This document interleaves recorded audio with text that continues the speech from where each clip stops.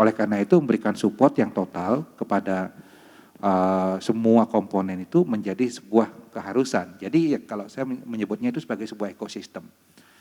Artinya tidak boleh ada ekosistem yang macet. Kalau ekosistem seperti apa mata rantai itu ya, seperti ular makan tikus makan kan gitu. Ya. Jadi kalau misalnya ularnya udah nggak mau lagi makan tikus, tikusnya jadi hama di kebanyakan. Nah, dalam menghadapi krisis juga sama. Kita harus menciptakan sebuah ekosistem yang menjadi satu kesatuan terintegrasi semuanya. Dari pemerintah, dari pengusaha, dari pekerja, dari sektor non formal gitu, itu harus menjadi satu kesatuan yang utuh untuk menghadapi ini bersama-sama. Jadi kalau kita bisa melihat bahwa krisis ini akan selalu membawa bencana pasti itu, tetapi di satu sisi akan membawa spirit baru. Jadi yang akan muncul di tatanan era baru nanti apa? Kebersamaan kita. Terus usaha-usaha baru yang berbasis pada kreativitas. Jadi saat ini tidak ada orang yang tidak peka terhadap perkembangan teknologi. Bahkan sekarang pelatihan-pelatihan singkat yang muncul, online yang muncul bahkan di seluruh dunia itu adalah digital marketing. Kalau awalnya kita menggunakan sosial media hanya untuk terkoneksi satu dengan yang lain, sekarang sosial media itu sudah menjadi marketplace. Dan hal ini dibutuhkan sebuah keahlian dan dibutuhkan sebuah investasi pengetahuan di dalamnya. Kenapa saya katakan seperti itu? Karena setiap orang punya Instagram, semua orang punya Facebook, semua perusahaan punya Instagram, punya Facebook, punya website. Sama Instagram saya dengan Instagramnya Didi sama-sama punya Facebook, ya enggak? Ya. Yang membedakan apa? Kontennya, isinya. Nah, bagaimana membuat konten yang bagus ini perlu belajar. Nah, ketika kita mengetahui bahwa sosial media ini adalah sebuah tools yang nanti kita bisa pakai di tatanan era baru sebagai marketing tools kita harus belajar bagaimana membuat sebuah konten yang bagus kan. Jadi ini yang saya sampaikan bahwa adaptasi kebiasaan baru ini membutuhkan skill-skill tambahan. Jadi nggak boleh kita hanya memiliki satu skill saja. Mungkin itu. Kalau kita berbicara tadi kembali ke tentang ekosistem itu, elaborasi ekosistem. Apakah saat ini Coach Suman melihat sudah mulai terbangun ekosistem itu? Apakah sudah mulai ada elaborasi antara satu elemen masyarakat dengan masyarakat yang lain? Saya rasa sudah muncul. Contoh misalnya saya sendiri di kantor, seminggu mungkin saya 3 kali harus belanja. Misalnya alumni saya dulu kerja di hotel A, dari rumah makan. Dia sekarang bikin donat, dia bikin jamu, dia bikin apa istilahnya itu grill iga dan sebagainya. Selalu ada yang inbox saya di Instagram. Paman saya buka ini, itu bagian dari support kita ya, kita harus belanja gitu ya. Nah, ada campaign-campaign yang indirect yang muncul, belanja produk teman. Ya seperti itu. Dan ini adalah sebuah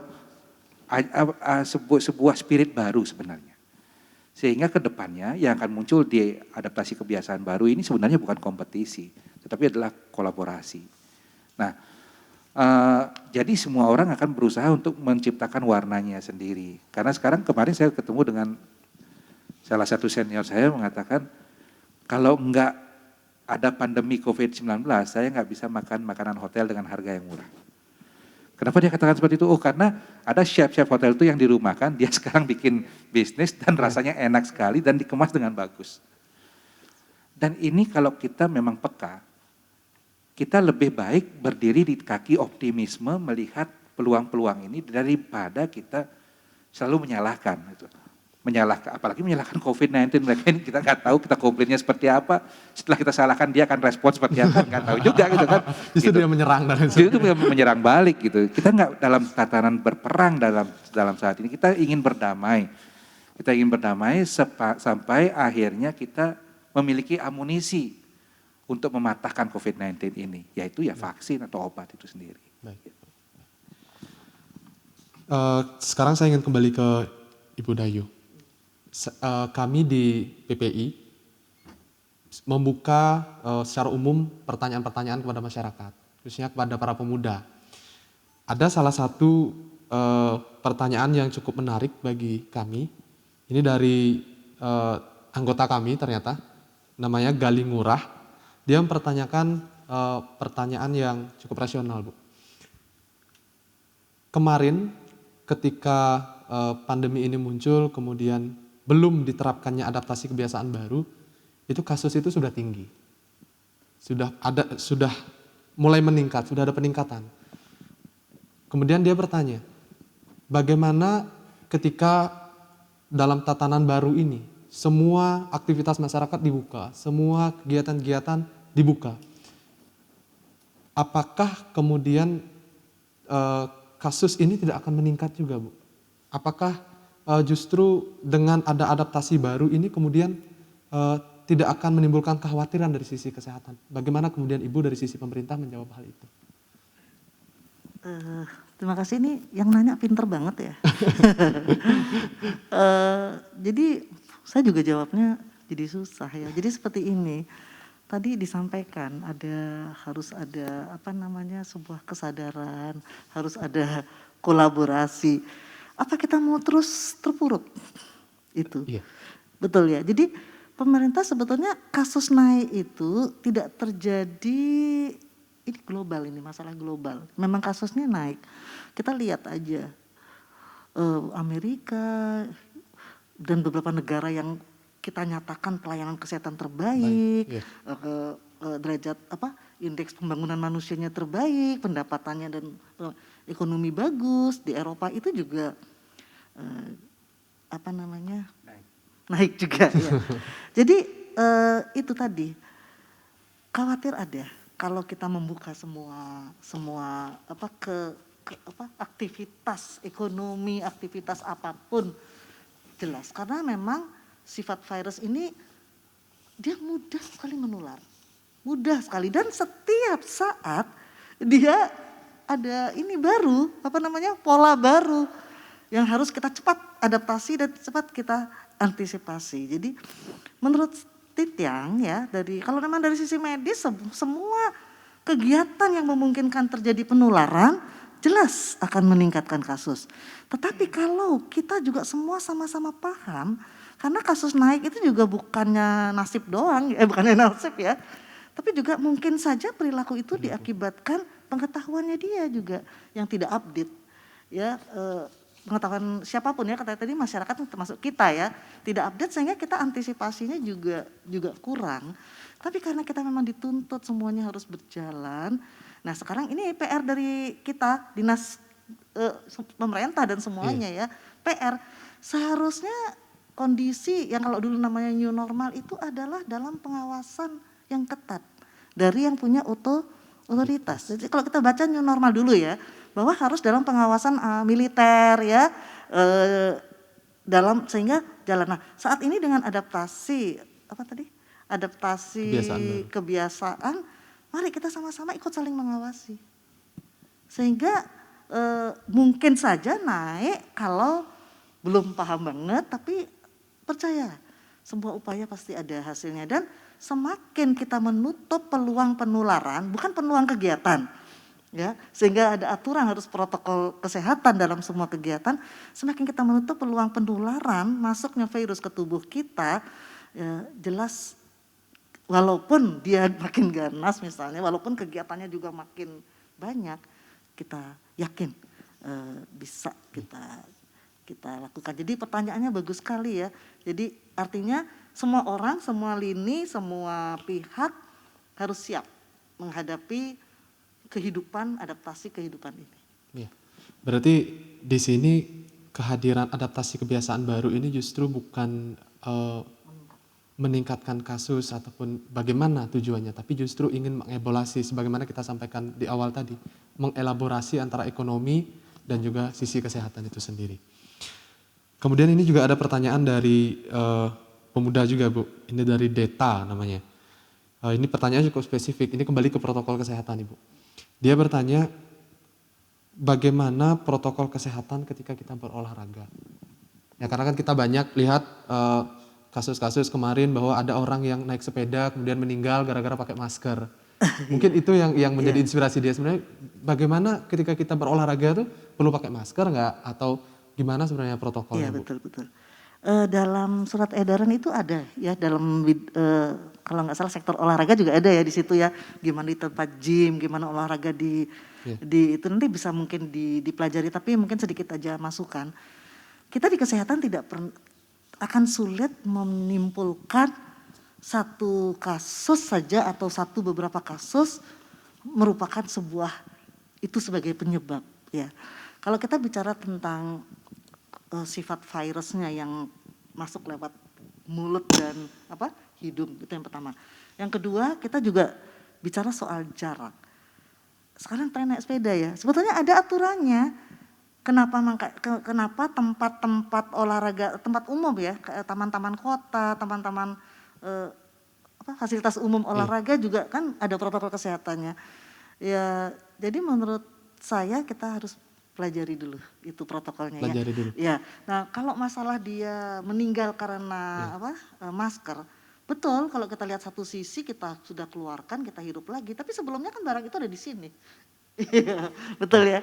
Kemudian kita pun juga pakai masker saat olahraga dengan pakai masker saat aktivitas biasa tentu saja ada beda. Nah, kalau orang dalam kondisi olahraga itu metabolismenya, daya jangkaunya kalau dia batuk, kemudian kekuatan tubuhnya itu kan juga ikut menentukan. Mungkin yang meninggal naik sepeda dengan masker 1, 2, 3, tapi yang tidak kan juga banyak ya. Ya. Jadi saya saya tidak berani mengambil kesimpulan bahwa olahraga naik sepeda harus tidak pakai masker, tapi protokol kesehatan tetap harus diikuti. Mungkin diatur jarak, mungkin dicarikanlah masker yang nyaman karena ada di tubuh kita ada metabolisme yang meningkat sehingga jauh lebih aman.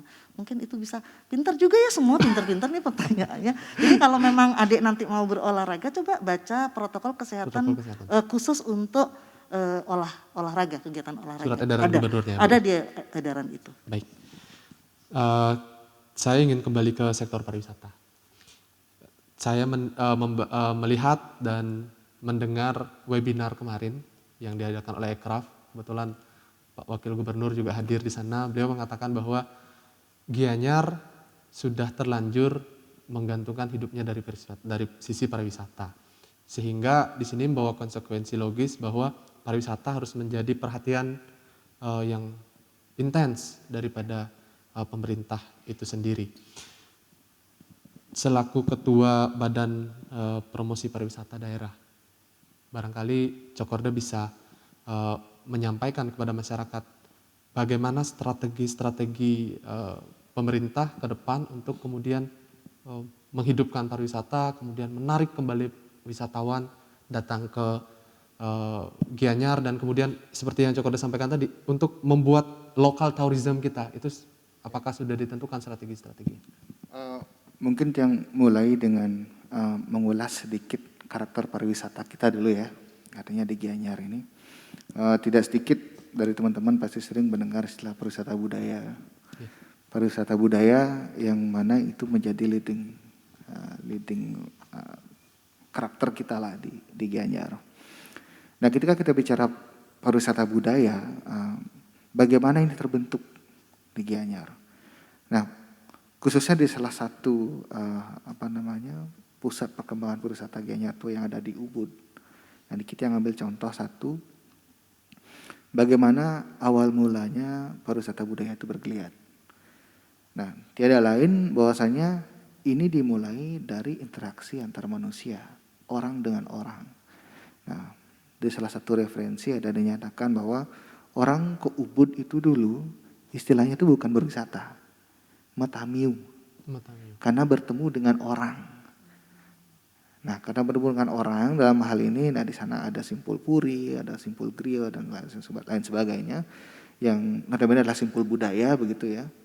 Nah, akhirnya ketemu dengan orang inilah dalam durasi sekian hari itu diantar ke sawah, diantar nonton tari-tarian, diantarkan ke sungai dan segala macamnya itu. Cuman tetap core-nya itu kan adalah ketemu dengan orang gitu. Karena kita bicara budaya lagi sekali, inilah cerminan dari kehidupan orang-orangnya. Nah, ketika kita memulihkan kembali pariwisata Gianyar, yang memang harus kita jaga itu adalah orang-orangnya yang paling pertama.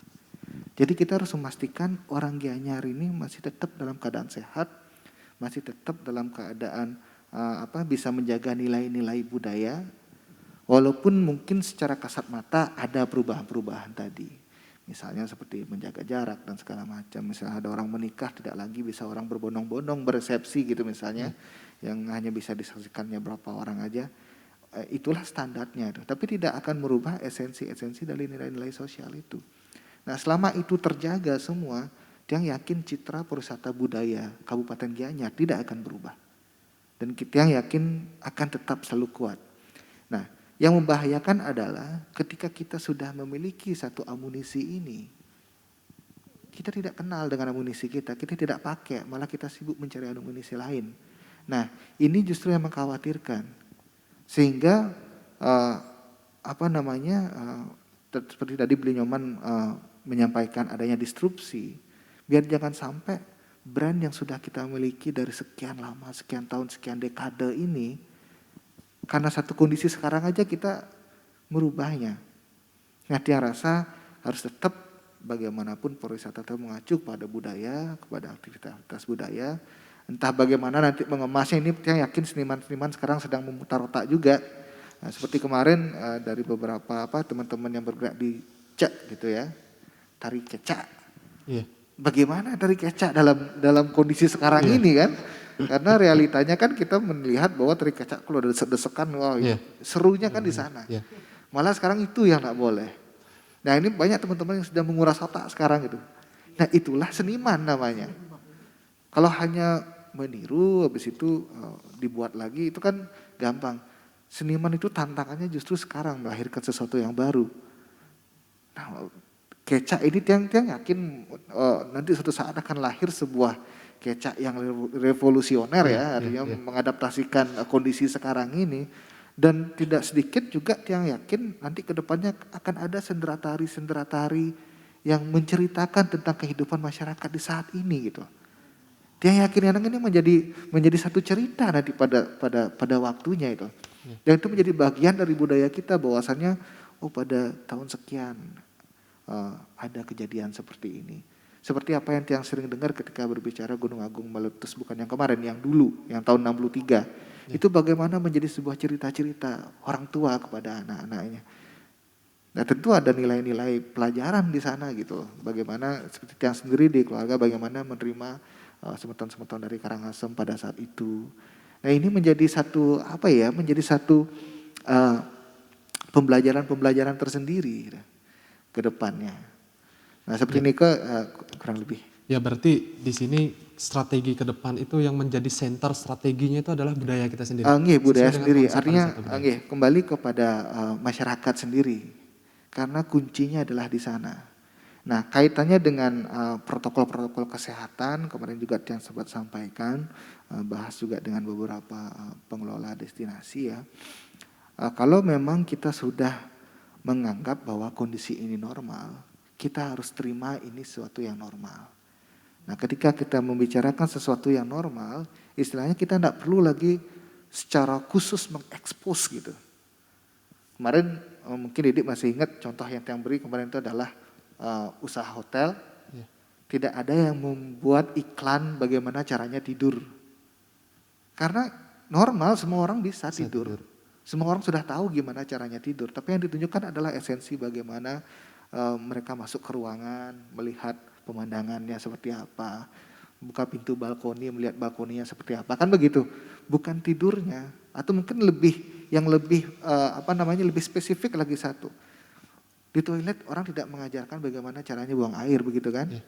Walaupun mungkin ada precaution dikit-dikit gitu, nggak boleh jongkok atau apa gitu, tapi kan tidak ada dibuat kamu jadi video begini loh caranya buang air kan begitu, nggak ada. Nah mungkin Tiang juga melihat arahnya ke depan, promosi kita juga tidak perlu yang seperti yang Tiang lihat kemarin itu serta-merta langsung cuci tangan. Ini semua orang sudah tahu. Kalau memang kita sudah sepakat bahwa itu normal gitu ya. Beda halnya kalau kita belum sepakat. Beda halnya kalau kita masih menganggap ini masih sesuatu yang baru, belum normal gitu. Belum normal, baru kita tunjukkan semua itu. Tapi begitu kita sampai at a point di mana kita merasa itu sudah normal, ya udah nggak usah dibahas lagi, hidup aja sudah. Karena semakin kita gaungkan terus, ini akan menjadi teror sendiri karena yang kan belum tentu juga semua orang bisa memahami kan, memiliki pemahaman yang sama terhadap kondisi ini kan. akan ada orang-orang yang masih trauma, ada orang-orang yang masih takut. Kalau terus kita suarakan juga akan menimbulkan ketakutan tersendiri. Dan melihat dari kacamata turis juga di luar sana, mungkin keseharian mereka juga tidak akan lebih baik daripada keseharian kita sekarang. Contoh sekarang kita dengan pekarangan rumah orang Bali gitu ya, yang ada halaman dan segala macam. Lockdown di rumah pun mereka masih bisa ke Tegal istilahnya gitu. Ke Tegal, kemana, naik turun, masih bercocok tanam. Bayangkan kalau mereka yang sekarang tinggal di flat, apartemen sekarang, di luar negeri sana. Yang tinggal di satu ruangan studio yang hanya 5x10 kurang lebih. Itu benar-benar satu teror buat mereka. Kalau sampai di sini kita juga suguhkan hal yang sama, mungkin saja mereka juga akan merasa nyaman akan gitu. datang ke sini. Iya, karena kalau kita melihat flashback sebelum masa pandemi ini, melihat Pulau Bali itu is the island of freedom. Tidak sedikit tamu yang beranggapan seperti itu. Memang di sisi lain juga ada sisi negatifnya Ibu ya. Misalnya seperti turis naik motor nggak pakai helm gitu misalnya. Tapi buat mereka it's island of freedom. Kalau kita lihat secara positif ya sekarang ya.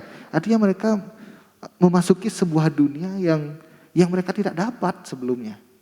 Mereka memasuki sebuah dimensi yang sebelumnya belum pernah mereka rasakan. Bagaimana mereka diatur secara hukum harus begini, dengan aturannya begini. Naik motor ngebut sedikit sudah kena tilang dan segala macam. Kalau di luar sana, speed kamera sudah ada di mana-mana. Artinya mereka udah seperti robot hidupnya. Begitu sampai di Bali, mereka bisa lepaskan itu semua. Secara positif ya kita melihatnya ya, walaupun ada dampak-dampak negatif yang lain. Nah, Tia rasa dampak negatif yang lainnya juga bisa dihadapi dengan aturan-aturan dan penegakan aturan dari penegak hukum ya seperti ini.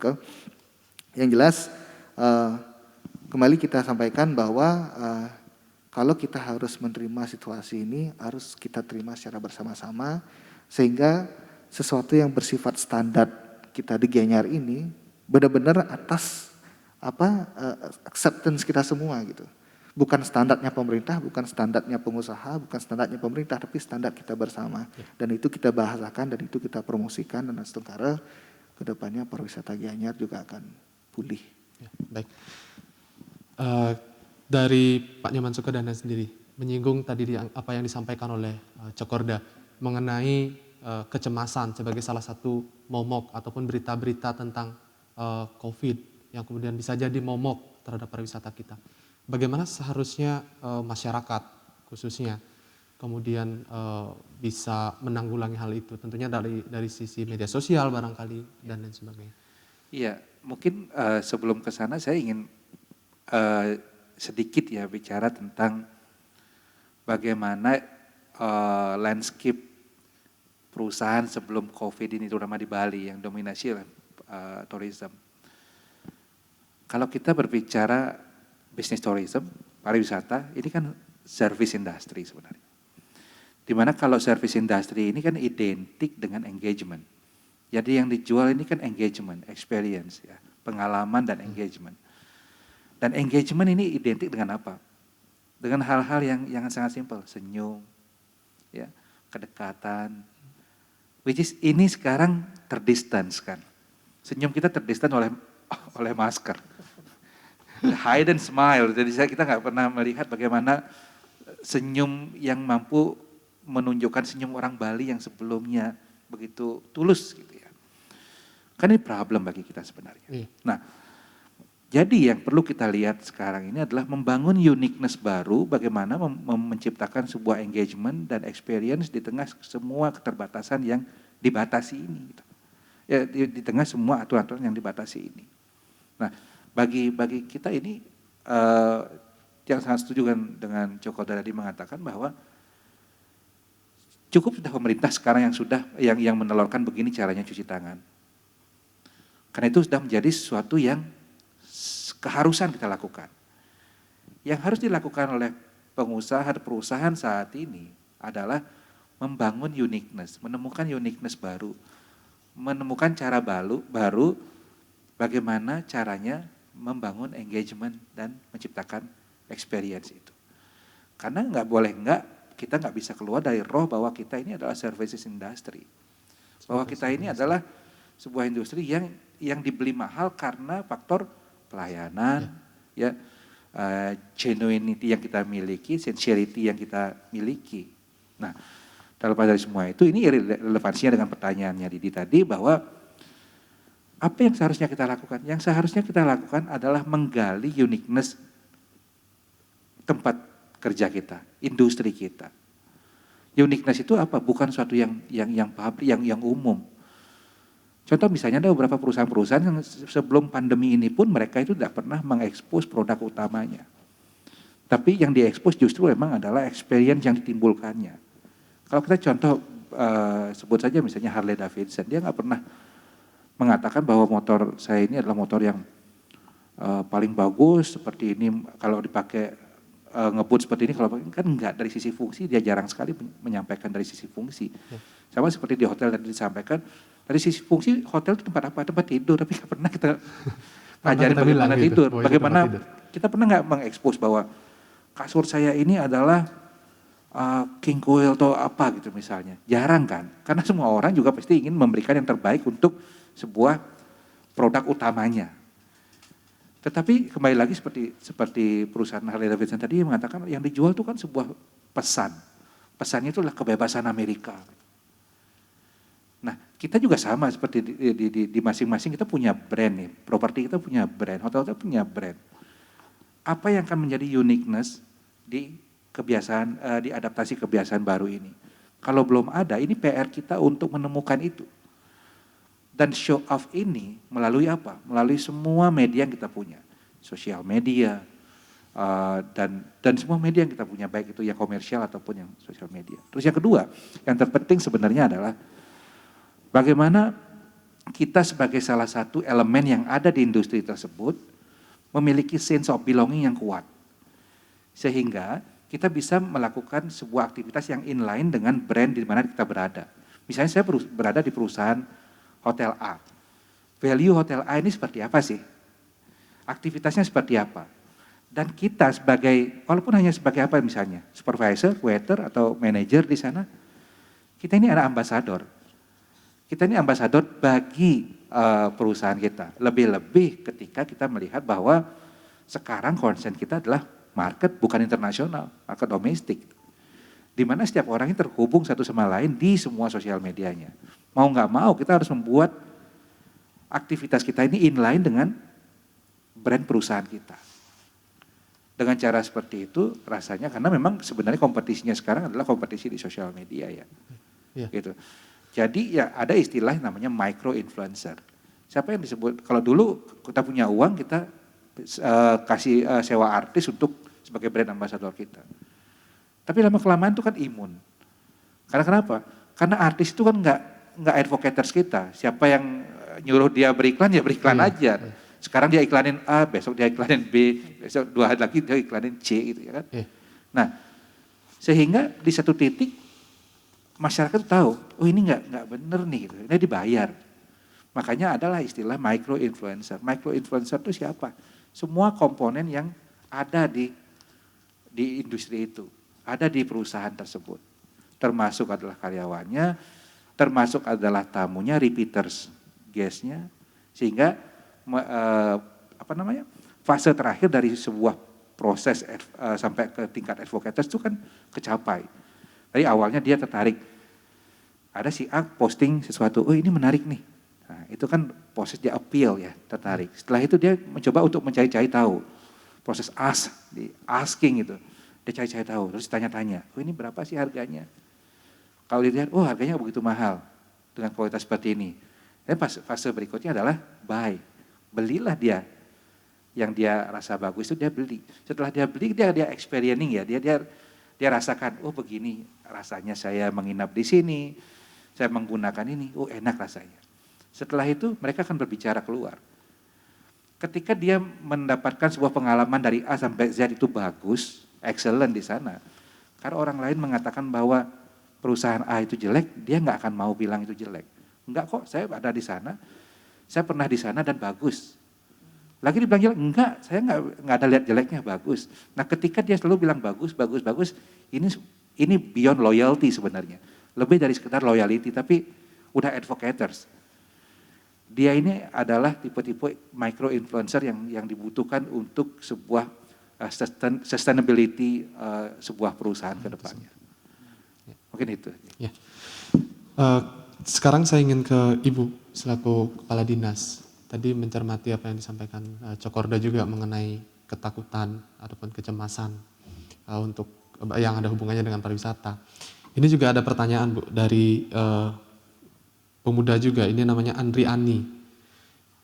Berbicara tentang pariwisata, sebenarnya bagaimana protokol ketika ada perpindahan antar pulau itu? Artinya dari Bali ke Jawa itu bagaimana? Apakah harus di rapid test dulu, suhu badan dan lain sebagainya? Apakah kemudian itu justru kalau kita bicara tentang wisatawan mancanegara, apakah prosedur itu kemudian tidak akan membuat kecemasan ataupun justru menekan wisatawan itu datang ke Bali? Mungkin dari sisi gimana protokol antar pulau dulu Bu, mungkin bisa dijawab. Iya, kita kan tidak lockdown ya, kita walaupun ada PSBB tidak semua daerah ya. Jadi dalam surat edaran tentang protokol itu ada yang salah satu sektor adalah sektor transportasi. Di situ memang membicarakan tentang pintu-pintu masuk ya, tentang bandara, pintu masuk ini. Ya, ini pandemi ya. Jadi kita tidak bicara satu kasus ya. Kemudian kalau pandemi itu, apalagi di pandemi ini ada yang tidak bergejala, ada yang betul-betul sakit ya. Kalau kita awal-awal kita pakai pengatur suhu itu masih bisa. Suhu itu. Iya. Tapi sekarang banyak yang tidak sudah terlewat. Iya, tidak artinya tidak banyak dia lagi menyebarkan tetapi dia tidak terdeteksi dengan suhunya suhu itu. Ya. Jadi memang protokol itu diperlukan dalam kondisi pandemi. Kalau kita katakan syarat pemeriksaan, karena kita mempelajari sifat virusnya ini. Virus ini pada suatu transportasi, contohnya saja sekarang kan sempat transportasi umum dihentikan dia, sekarang udah mulai lagi ya mungkin. Ya karena di situ terjadi proses penularan. Proses penularan yang memungkinkan kita tertular ya, memungkinkan. Jadi protokol itu sangat penting. Kalau masalah nanti akan menjadikan sebuah ketakutan, tentu kan awalnya kita harus berhati-hati dulu, ya kan. Apalagi sedang pandemi, kan tidak selamanya pandemi. Nah tadi benar Pak Cok bilang, lama-lama dia berkebiasaan, berkehidupan, semua jalan, tapi semua tertata. Era kehidupan yang baru dari nol lagi. Ya, jadi menurut saya tetap kita harus pakai protokol kesehatan itu. Jadi itu tugas kita kalau sebuah pandemi adalah memutus mata rantai tanpa melupakan kasus-kasus yang sudah muncul. Sehingga menurut Titian jangan takut, bolehlah takut, takut untuk yang positif. Jadi kita lagi berhati-hati. Tapi juga lagi satu, saya mohon update lah pengetahuannya, informasi dan carilah sumber yang benar, yang bisa dipercaya. Jadi dulu di bandara harus swab ya. Kita sekarang rapid karena memang mungkin masyarakat sendiri sudah mulai sadar kalau saya sakit, saya pasti akan membuat satu ini. Jadi mereka pun yang dengan protokol ini lama-lama nggak masalah lagi. Dan nanti kita berharap semakin semakin jadi sebuah kebiasaan ya, bahwa kita memang karena kan melindungi kita juga sebetulnya dengan kita dapat protokol yang ketat, kita pun terhindar dari, jadi tidak jadi momok sih. Memang mungkin awal-awal kemarin sempat berat ya, kita butuh tenaga kesehatan yang cukup, alat yang gold standarnya kan sebetulnya swab ya, tetapi dalam sebuah pandemi rapid test itu masih kita butuhkan untuk screening. Tapi makanya setelah rapid pun ada ikutannya. Dan kemudian aturan-aturan juga kan terus disempurnakan sesuai dengan perkembangan. Nah, yang paling penting adalah evaluasi sendiri terhadap sebuah aturan ya, regulasi yang kita laksanakan tuh harus ada evaluasi yang ketat. Setelah berjalan beberapa waktu, manakah yang bisa dilonggarkan, manakah yang harus diperketat. Jadi bukan ya mudah-mudahan yang cemas bisa bisa menerima. Ya. Berarti nanti kalau misalnya wisatawan datang ke Bali misalnya ataupun ke Gianyar Bu, ketika sudah dilakukan rapid, sebagaimana Ibu sampaikan tadi, di mana kita tahu bahwa rapid itu hanya sebagai screening dan bukan sebagai media diagnosa, apakah kemudian wisatawan juga harus swab atau memang kalau memang hasil rapidnya adalah non reaktif ya sudah bisa berkegiatan dan lain sebagainya? Untuk saat ini ya, Iya. kan ini semua maka tadi saya bilang Dinamis evaluasi ya, Bu, ya. ketat ya, Iya, evaluasinya dinamis, ketat. ya.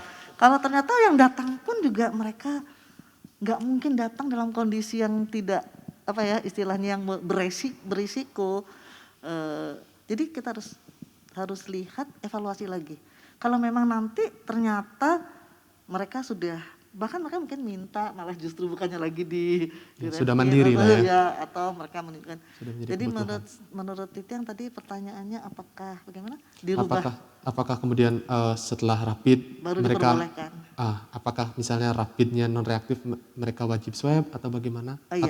Ataukah hanya rapid saja? Ya, Cukup untuk rapid SOP saja? saat ini ya SOP-nya masih rapid positif kita konfirmasi. Tapi sekarang udah berkembang lagi ada peraturan yang terbaru lagi, orang yang tidak bergejala boleh sampai di mana, apalagi terus di tempat destinasinya sendiri sudah tidak memungkinkan terjadi penularan, ya, sudah melakukan protokol, kemungkinan ya Bisa beraktivitas. Baik. Sekarang saya ingin masuk kepada aspek yang sangat kental di tengah-tengah masyarakat kita, yaitu aspek adat dan agama. Kita tahu bahwa masyarakat Bali itu sangat kental sekali, sangat familiar sekali dengan menyembah beraya, dengan berkumpul, kemudian bersatu, karena itu kan menjadi roh daripada masyarakat kita sendiri. Namun di satu sisi masyarakat itu dibelenggu ataupun dibatasi oleh protokol-protokol kesehatan yang kemudian membatasi adat budaya yang selama ini sudah berjalan. Kalau dari pandangan Pak Nyoman Sukadana sendiri, bagaimana melihat realita ini? Artinya bagaimana kemudian masyarakat bisa memadukan antara budaya mereka, kemudian protokol kesehatan sudah ditekan-tekan oleh pemerintah. Ya, memang kalau kita berbicara budaya, apa yang kita lakukan saat ini kan adalah sebuah proses yang sudah kita lakukan bertahun-tahun, sekian tahun, bahkan ratusan tahun lamanya gitu ya. Sehingga sebenarnya untuk mengubah itu kan sulit. Jadi yang bisa mengubah itu adalah sebuah keadaan yang extraordinary. Dan kita melihat bahwa COVID-19 ini adalah sebuah kondisi yang mau tidak mau kita juga harus adjusting dari sisi teknis budayanya. Tetapi saya tidak mengatakan bahwa kita harus adjusting dari sisi value budayanya atau rohnya. Tetapi dari sisi teknisnya. Teknisnya kenapa? Karena kita jelas-jelas memang melihat bahwa penyebaran COVID-19 ini kan karena droplet, jarak, dan beberapa yang lainnya. Sehingga yang kita adjusting itu adalah dari sisi bagaimana kita beraktivitas dalam proses budaya itu gitu sebenarnya. Tetapi apakah itu akan mengurangi value dan lainnya? Seharusnya tidak. Seharusnya tidak. Karena kenapa? Karena aktivitas dan nilai itu kadang-kadang adalah suatu yang berbeda. Kalau misalnya, artinya kan seperti ini. Ketika misalnya nanti dalam sebuah kondisi bahwa vaksin ini sudah ditemukan kembali, kita yakin saat ini kita sangat tidak nyaman dengan keadaan seperti ini. Betapa tidak nyamannya ketika misalnya ada kematian di kampung, misalnya di rumah, misalnya hanya dibatasi 25 orang aja, dan di rumah tersebut pun sudah ada hampir 25 orang gitu. Bagaimana kita tidak bisa melayat, tidak bisa datang, itu kan sesuatu yang sangat-sangat membuat kita itu gimana ya, rasanya tidak terbiasa dengan kebiasaan kita. Ya. Tetapi dengan sebuah keadaan ini menjadi sebuah norma baru yang dipaksa di awal oleh pemerintah dan kemudian menjadi sebuah kesadaran pribadi. Nah, ketika ada sebuah pola baru diterapkan yaitu adaptasi kebiasaan baru ini, jumlah mungkin bisa meningkat. Tetapi sebagai orang yang memahami bagaimana COVID-19 ini proses penyebarannya, kan menjadi yang paling pertama sekarang adalah bagaimana kita menjadi orang yang berpengetahuan bahwa ketika kita masuk dalam sebuah aktivitas budaya, kita sendiri yang akan harus menjaga diri kita untuk melakukan protokol kesehatan itu. Kalian tak menutup kemungkinan sekarang banyak kegiatan budaya itu dihadiri lebih dari 25 orang. Iya. Ya kan, sudah mulai ramai. Ya. Dan disinilah sebenarnya perlu pola baru dari pemerintah untuk masuk ke dalam masyarakat lagi. Jadi pola pada saat work from home itu tidak bisa diterapkan sama ketika di pola adaptasi kebiasaan baru. Jadi harus ada pola baru lagi untuk meningkatkan kesadaran masyarakat bagaimana kita bermasyarakat dan berbudaya. Mungkin itu. Ya. Berarti dari sisi Pak Nyoman sendiri, secara teknis tidak masalah ada perubahan. Yang terpenting tidak ada perubahan dari sisi value-nya itu sendiri. Yang terpenting value itu kita tetap terjaga. jaga karena value itu kita lihat sebagai sebuah nilai-nilai yang sangat luhur. Ya. Tetapi dalam sisi aktivitasnya saat ini mungkin akan ada perubahan dan pasti akan ada perubahan. Ya. Baik. Kalau dari sisi Cokorda sendiri dengan pandangan Coach Nyoman itu bagaimana, dan apakah dari pandangan Cokorda sendiri perlu diberikan kelonggaran kepada masyarakat kita misalnya ketika mereka berkegiatan dari sisi keagamaannya, misalnya ya, kita ambil saja contoh ngaben misalnya, ngaben massal itu kan sudah menjadi tradisi kita di beberapa desa, itu menjadi suatu kewajiban bahkan ngaben massal itu. Apakah justru ini protokol kesehatan ini harus diberikan pelonggaran bagi masyarakat kita di Bali? Mungkin kalau menurut Tiang ya, dari Tiang sendiri, mungkin bahasanya di sini tidak serta-merta kelonggaran ya, tapi yang Tiang rasa ada satu variabel yang kurang di sana. Ketika berbicara bahwa satu kegiatan tuh hanya boleh ditemati oleh 25 orang, kita belum berbicara luasan area di sana. Seharusnya, nah, kalau Tiang, kita kan bicara density ya di sini ya, density kepadatan orang, rasio antara jumlah orang dengan luasan area kan begitu kan. Jumlah orangnya sudah ditentukan tapi luasan areanya belum. Nah mungkin ini setidaknya bisa menjawab model pekarangan rumah Bali entah berapa rasionya nanti. Misalnya dengan rasio pekarangan yang luasnya 2 are itu berapa orang boleh. Kalau misalnya 3 are berapa orang boleh. Misalnya 4 are dan seterusnya dan seterusnya. Seharusnya begitu pendekatannya menurut yang. Karena ampun, misalnya kalau kita bandingkan sekarang contoh. Tidak boleh melaksanakan upacara melebihi 25 orang gitu misalnya. Kalau di sebuah desa, mungkin kita melihat kebiasaan kita di sini dan kebiasaan kabupaten lain mungkin saja berbeda. Gitu. Mungkin kecamatan sini dan kecamatan lain mungkin berbeda. Gitu. Dan bahkan di satu desa pun mungkin berbeda. Misalnya sekarang ada kematian di rumah warga gitu, yang dilakukan sedemikian rupa, habis itu makingsan di Pertiwi atau makingsan di Geni gitu. Sekarang ada sebuah awig-awig gitu misalnya, bahwasanya kalau yang meninggal adalah seorang pedanda tidak boleh makingsan, harus meplebon misalnya begitu. Nah terus bagaimana, kan tidak mungkin dengan 25 orang sekarang melaksanakan upacara pelebon dan ini sudah dicantumkan dalam awig-awig di Perarem misalnya. Artinya kalau itu dilanggar kan kita melanggar apa yang kita sungkami juga kan begitu. Sudah disepakati. Sudah kita sepakati dan itu kita langgar sekarang kan gitu.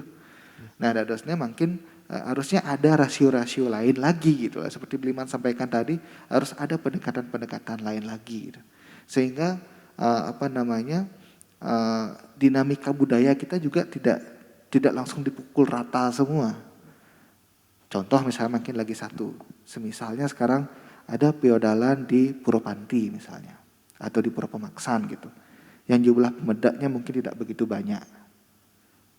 Kalau diberlakukan 25 orang, mungkin masih bisa, mungkin tidak. Tapi begitu hal yang sama diberlakukan feodalan di Puro Besakih, apakah bisa diselesaikan 25 orang? Kan tidak mungkin. Atau di Puro Batur, tidak mungkin. Kan begitu misalnya contohnya. Jadi memang perlu ada approach berbeda, ada formula-formula lain yang harus diatur nanti ke depannya. Ya, mohon izin Cokorda, ini saya sempat baca surat edaran gubernur yang Ibu sampaikan tadi, khususnya dari sisi adat dan keagamaan. ini saya lihat dari norma-normanya, kaedah-kaedahnya tidak ada lagi pembatasan jumlah orang di sana. Apakah dengan itu artinya masyarakat sudah boleh kemudian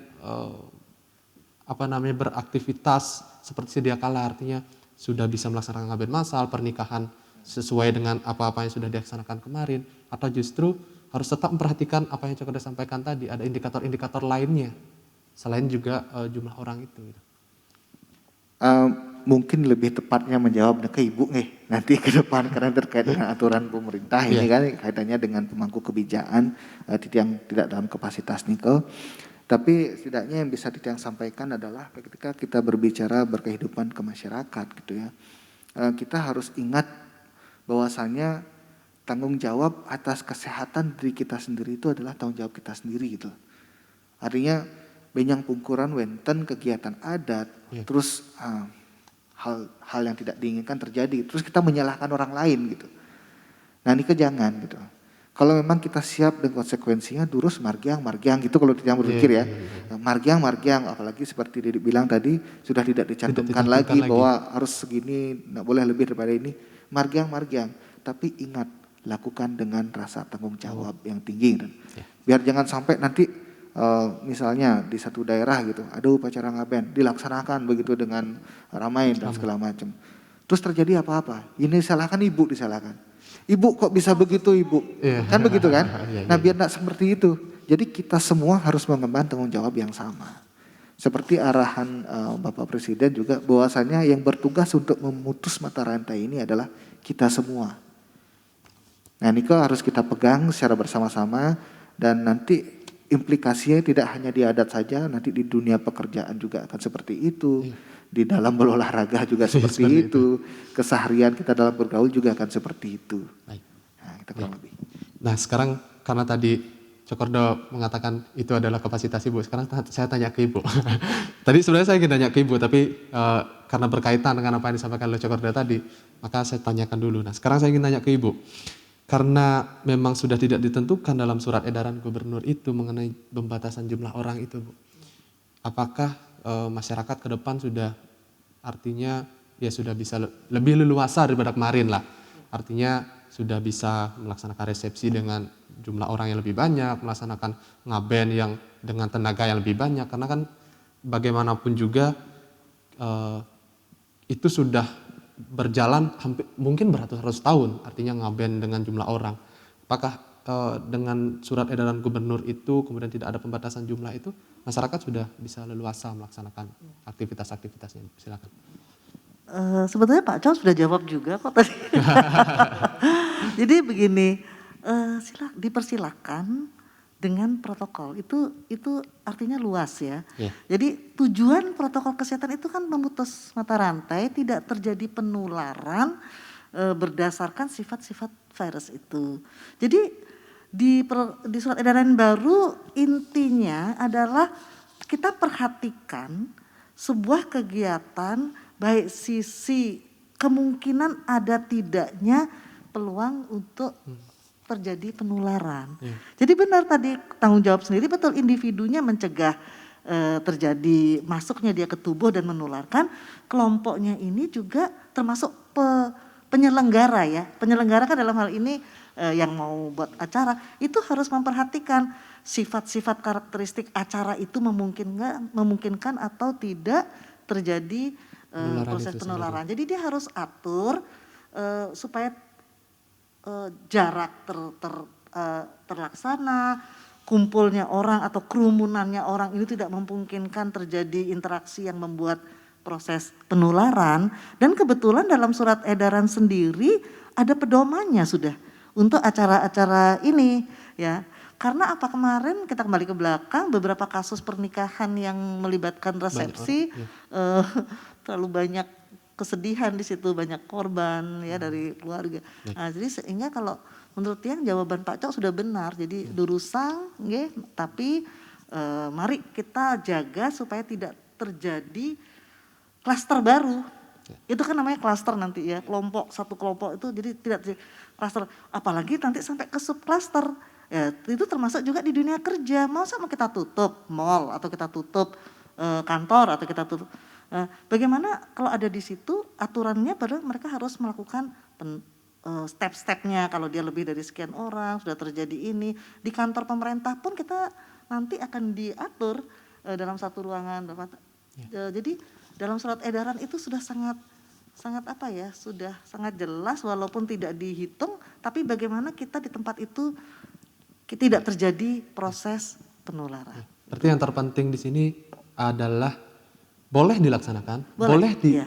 Durusang, seperti yang dikatakan Cak Korda tadi, Durusang, Margiang, tetapi yang perhatikan terpenting ini. adalah manajemen risiko. Iya. Manajemen risiko penularan itu yang paling penting. Tanggung jawab untuk tidak terjadi, harus tidak terjadi, jangan Iya. baru tanggung jawab terus terjadi. Iya, Jadi kita benar-benar. mencegah ya. Ya, baik. Terima kasih Bapak-bapak dan Ibu narasumber. Dan ini pertanyaan saya, ini sudah kita masuki terakhir, segmen terakhir. Ini sekarang kita masuk kepada pertanyaan terakhir. Ini mengenai kepatuhan protokol kesehatan masyarakat di adaptasi kebiasaan baru ini. Sebagaimana kita tahu bahwa tadi juga sudah sempat disinggung bahwa obat, vaksin untuk COVID-19 ini belum ditemukan sama sekali. Walaupun sudah ada terapi yang dikatakan masih dalam proses, tentu selama belum ada obat, belum ada vaksin, maka selama itu berarti masyarakat harus melaksanakan protokol kesehatan. Harus menjaga diri, harus mengemban tanggung jawab sebagai salah satu elemen untuk penanggulangan COVID-19 ini. Saya ingin minta pendapat ketiga narasumber. Pertama dari pemerintah dulu. Bagaimana strategi pemerintah untuk kemudian mengajak masyarakat? Ya, dari Ibu, mungkin ini sekaligus closing statement ya. Closing statement bagaimana mengajak masyarakat untuk tetap patuh pada protokol, untuk tetap berkegiatan tapi dengan penuh tanggung jawab di era adaptasi kebiasaan baru ini. Saya persilakan, Bu. Iya, mohon maaf ya, tadi bukan berarti selama vaksin dan selama ini. Jadi ini memang sudah harus menjadi sebuah kebiasaan baru kita untuk memperhatikan kesehatan ya, pandemi selesai maupun tidak selesai ya. Jadi menurut saya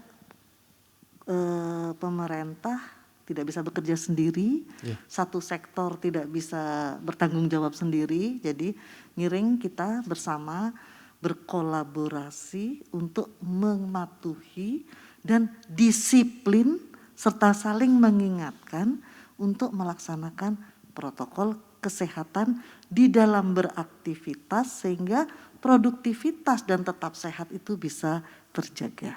Nike manten, dan kami mohon dukungan dan mari kita bersama-sama ikut mengawasi dan mengevaluasi. Terima kasih atas partisipasinya masyarakat Gianyar sehingga walaupun kita tetap memiliki dampak, pemerintah juga tidak hanya menyelesaikan virusnya, tidak hanya menyelesaikan sakit, tapi pemerintah juga membuat kebijakan dalam anggaran, ya, di mana anggaran itu kita realokasikan untuk fokus kepada penanggulangan ini dengan dengan mengalokasikan pada 3 bidang, yaitu bidang kesehatan sendiri, bidang dampak ekonominya, serta jaring pengaman sosial. Jadi kita berharap dengan seperti itu tidak terjadi imunitas masyarakat yang menurun. Kemudian kita harapkan mari pemerintah mengajak bersama teman-teman karena pemerintah tidak pernah bisa sendiri untuk kita sama-sama mengikuti semua protokol yang mendukung produktivitas kita. Ya, terima kasih Ibu. Selanjutnya Cak Korda, barangkali closing statement kepada masyarakat, khususnya masyarakat Gianyar, untuk menghadapi adaptasi kebiasaan baru ini. Nah, tadi sebenarnya yang sudah adem sekali dengar penutupannya Ibu, bagaimana rasanya seperti orang tua menasihati anaknya ya begitu ya. Yang sebagai pemuda di sini Ibu, terima kasih. Tiang juga menerima pesan Ibu tadi. Nah dari Tiang mungkin untuk masyarakat Gianyar, yang pertama Tiang minta adalah tetap solid, itu paling pertama. Tetap solid, mungkin kalau dibahas lagi seperti apa yang Tiang sampaikan tadi, untuk tidak saling menyalahkan, untuk tidak saling memojokkan, untuk tidak saling istilahnya mengkotomi gitu ya. Ayo kita bersama-sama, kita bergandengan tangan, walaupun secara fisik kita mungkin saja berpisah, tapi Tiang yakin secara emosional kita masih tetap bersatu. kita bangkitkan rasa menyama berayo ini dalam emosi kita. Sehingga tanggung jawab Gianyar ini benar-benar kita emban secara bersama-sama. Kita melihat dalam menghadapi situasi ini bahwasanya kita tidak bisa lagi menggantungkannya kepada orang lain. Kita harus menjawab dengan diri kita sendiri.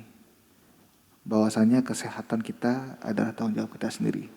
Nah, ini dengan begitu, dengan dasar yang tadi itu, sehingga apapun yang kita lakukan, Astungkara akan mendapatkan kebaikan. Untuk semua. Ya. Baik, terima kasih closing statement-nya Cokorda. Dan yang terakhir, Pak Nyoman, saya persilakan untuk menyampaikan. Terima kasih. Tiang patah, Oke. Ibu Cokorda, intinya satu pesan sebenarnya, satu ajakan bahwa saat ini kita membutuhkan kolaborasi besar-besaran. Jadi membutuhkan kolaborasi, membutuhkan sikap optimisme, sehingga di satu sisi kesehatan kita tetap terjaga dengan baik, kita support pemerintah semua kebijakannya, kita ikuti arahannya, dan di sisi yang lain ekonomi juga bisa tetap berjalan dengan baik. Jadi kolaborasi, saling mendukung, saya rasa itu akan memperkuat rasa kebersamaan kita menghadapi masa pandemi COVID-19 ini.